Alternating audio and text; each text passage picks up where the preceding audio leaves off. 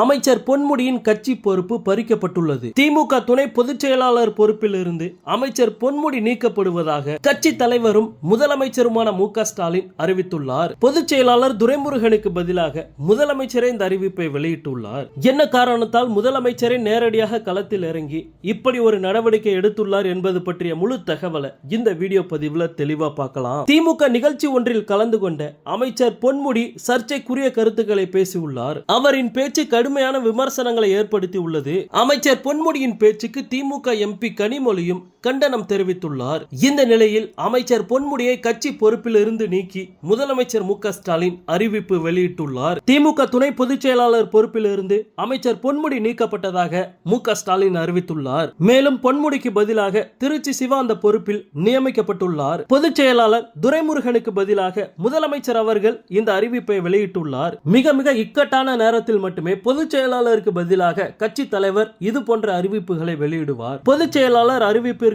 காத்திருக்காமல் தலைவர் ஸ்டாலின் உடனடியாக இந்த நடவடிக்கை எடுத்துள்ளார். இதற்கு காரணம் ஸ்டாலினின் கோபமாக இருக்கலாம். முதலமைச்சர் பொன்முடியின் பேச்சால் நேரடியாக பாதிக்கப்பட்டு இருக்கலாம். முக்கியமாக இதற்கு முன்பே பொன்முடி அவர்கள் அதிக முறை தவறாக பேசியுள்ளார். குறிப்பாக பெண்கள் இலவச பேருந்துகளை ஓசி பேருந்து என்று கூறியுள்ளார். அதற்கு முன்பு மனு கொடுக்க வந்த பெண்ணிடம் சாதியை சுட்டிக்காட்டி பேசியது பெரிய சர்ச்சையானது. அப்போதே முதலமைச்சர் மு.க. ஸ்டாலின் இது போன்ற பேச்சுகளை சுட்டிக்காட்டி பேசினார். திமுக தலைவராகவும் தமிழ்நாடு முதல்வராகவும் மத்தளத்துக்கு இரண்டு பக்கமும் அடி என்பது போல இருக்கிறது என்னுடைய நிலைமை. இத்தகைய சூழ்நிலையில் இருக்கும் என்னை மேலும் துன்பப்படுத்துவது போல கழக நிர்வாகிகளோ மூத்தவர்களோ அமைச்சர்களோ நடந்து கொண்டால் நான் என்ன சொல்வது, யாரிடம் சொல்வது? ஒவ்வொரு நாளும் காலையில் நம்மவர்கள் யாரும் எந்த புது பிரச்சனையும் உருவாக்கி இருக்க கூடாதே என்ற நினைப்போடுதான் நான் கண் விழிக்கிறேன். இது சில நேரங்களில் என்னை தூங்க விடாமல் கூட ஆக்கிவிடுகிறது. உங்களது செயல்பாடுகள் கழகத்திற்கும் உங்களுக்கும் பெருமை தேடி தருவது போல அமைய வேண்டுமே தவிர சிறுமைப்படுத்துவதாக அமையக்கூடாது.